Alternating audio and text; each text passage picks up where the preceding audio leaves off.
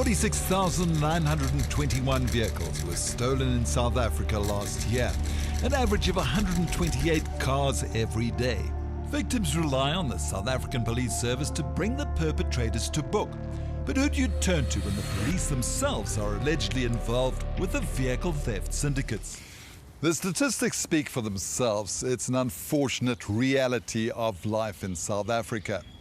But now we get a case where the police say they can get your stolen vehicle back. But first, they have to buy it back from the syndicate. In December last year, Mashudu Mbara's Audi A5 was stolen during a house robbery at his brother's house in Midrand, Johannesburg. It was stolen from this house in Midrand. What exactly happened?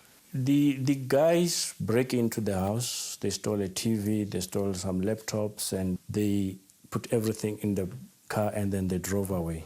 Mbara reported the case at the Midrand police station and also posted pictures of the missing vehicle on social media. Lots of people gave me a call to say we'll assist. But one call in particular from a man Mbara had never met before sounded promising. Whom we said, look, I've got contacts within the police services. I've got this police officer by the name of Raymond Lekwatsima. He will be able to find out something. Give him a call, but surely he will want something in return and just to assist you.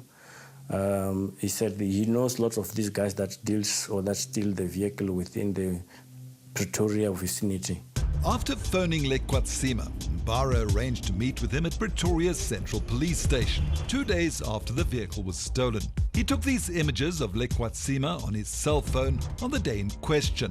Lekwatsima arrived in full police uniform, accompanied by 2 other police officers driving this police vehicle. There were 3 cops in that K9 Golf GTI. Mbara alleges Lekwatsima told him he could buy his vehicle back from the syndicate for 20,000 rands in cash. All I need is just to give them money to recover the vehicle.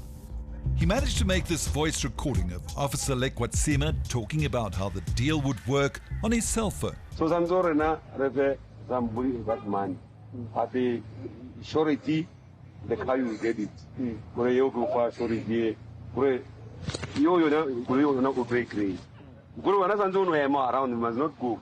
Till now we meet the guy and then I go. Desperate to get his car back, which wasn't insured at the time, Mbara drew the cash and, accompanied by the policeman, left for Mamelodi in the east of Pretoria. Then he jumped in the back of my car. We drove to Pretoria East. Mbara managed to secretly film this footage along the way. While they were driving, he says Lekwatsima asked to see the cash. I gave him the 20,000 in cash, and then he counted it, and he then made contact with his guy on the other side to say the money is there. The police stopped in Nelmapius, a suburb next to Mamelodi. Mbara says he was told that the money would be handed over to the syndicate in the street. Eventually, a tow truck came from that direction. Mbara was allegedly told that the tow truck was there to collect the money on behalf of the syndicate. Then he took the money and then handed over to the tow truck. And then the tow truck drove off. With the money counted and handed over to the mysterious tow truck driver, Mbara then spent several hours with the police waiting for his car to be released by the syndicate. The cops even dragged him to other crime scenes in the area. It was traumatizing that I'm not a trained police officer. I should not be involved in the crime scenes and it puts my life in danger.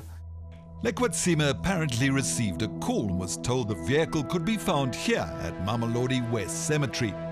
The police escorted Mbara to the site and they found his car just 2 days after it had been stolen. Quite a strange place to be reunited with your car at the West Cemetery in Mamelodi. Yeah, Derek, you're quite right. It's a very strange place to be. But this is right here where the vehicle was parked. And I must tell you, Coming in, I was having a sigh of relief in that I've been again reunited with my vehicle. Lekwatsima allegedly told Mbara to keep mum about the payment to the syndicate and that the case would be handled as a normal vehicle recovery. The officer, Mr. Lekwatsima, did say to me, look, just be happy that you got your vehicle, but we're not going to go chase. Don't worry about who brought it here and so on and so forth. Mbara, who says he played along with the police simply to get his vehicle back, laid corruption charges at the Midrand police station in January this year. But to date, he hasn't had any feedback from the police. It is very painful for a victim to be paying a police officer for them to do their job. Raymond Lekwatsima declined our offer to be interviewed, so we spoke to Provincial Police spokesperson Brigadier Matapelo Peters. What can you tell us about this case when it's alleged that police members facilitated the buying back of a stolen vehicle from a syndicate? So once I was contacted by Carte Blanche, we obviously went on a full-on investigation. Our anti-corruption unit is busy with that investigation currently, so we'll see what the outcome is. But almost a year later, Brigadier, why has it been delayed for so long? That forms part of the investigation in terms of the corruption. We don't know how far this would go. We don't know what happened because 1 minute we were told the case is at Midrand, the one time it was at Silverton, but eventually we traced it to Pretoria Central. So while the case was bounced around between police stations, nothing much came of it until our request for an interview.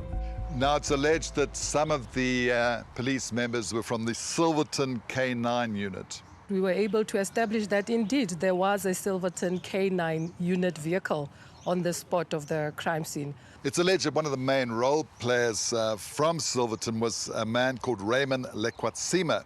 Is he still a member of the police?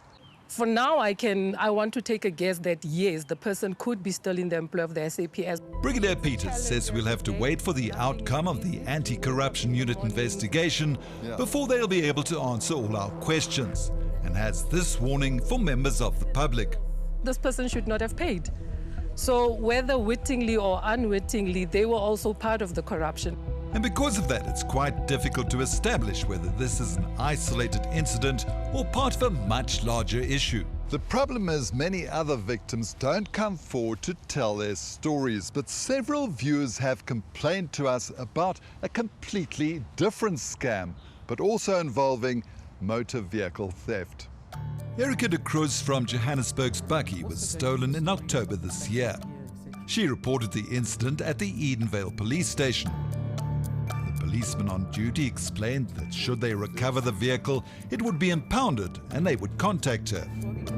There would never be a fee involved. He told me if I was contacted outside of that process, I need to be aware that this is a scam.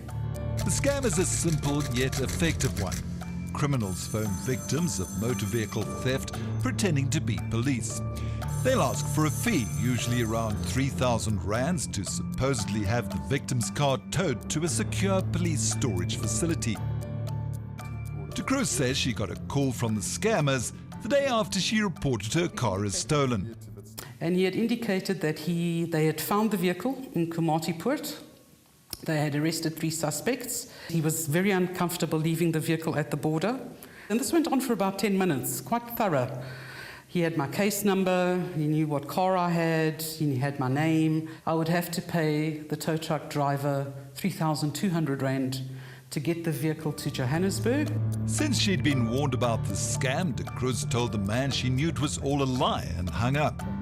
But many people aren't that lucky, says Richard Brousseau, an ex-policeman who's had nearly 30 years' experience in motor vehicle theft. Derek, it happens quite often. If there are 10 cars stolen or hijacked in South Africa, I would say 3 out of 10, you will get the phone call claiming that the vehicle has been recovered. Brousseau says the scammers are able to get your details through eNatus, the government's national traffic information system. They then phone a contact, the robbers now, either working police, traffic license department, that goes on the eNatus system, and he gets all the details. Brigadier Peters say they are aware of the scam. But what I want to emphasize, Derek, is that police will never phone you to say, we've recovered your vehicle, you need to pay. For me, that is key. The last few weeks have seen many high-ranking police officials arrested on charges of corruption in a variety of cases. And Peters says they are determined to restore public confidence in the service. When we do find these corrupt elements within our system, within our ranks, they are dealt with decisively. They are not spared any mercy.